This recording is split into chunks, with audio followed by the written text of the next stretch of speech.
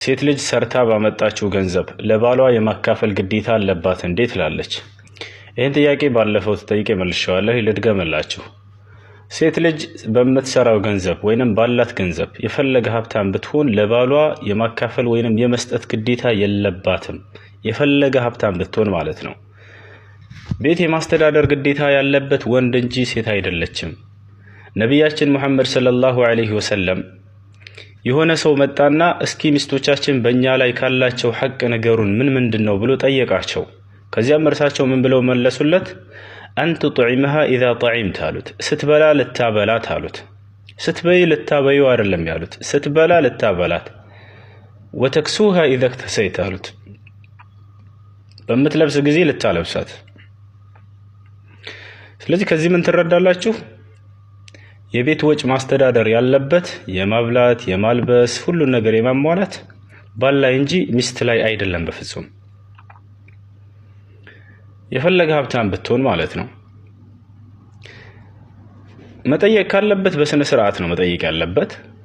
የሆነ ጉዳይ ካለው ለምሳሌ እንዲህ አይነት ጉዳይ አለኝ፣ ለዚህ ጉዳይ ፈልጌ ነበር ትሰጪኛለሽ ብሎ መጠየቅ ይችላል።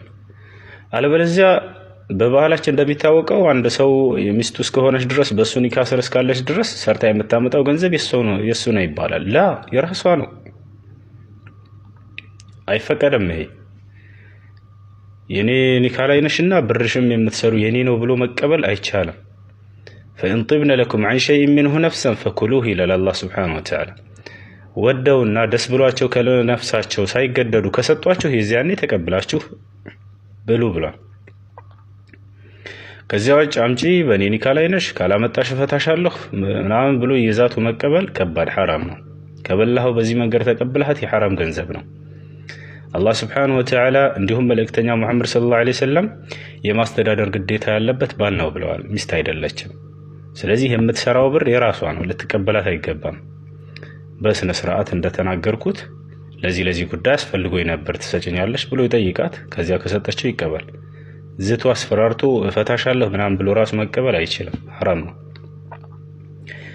ይህን ይመስላል። አሰላሙ አለይኩም ወራህመቱላሂ ወበረካቱ።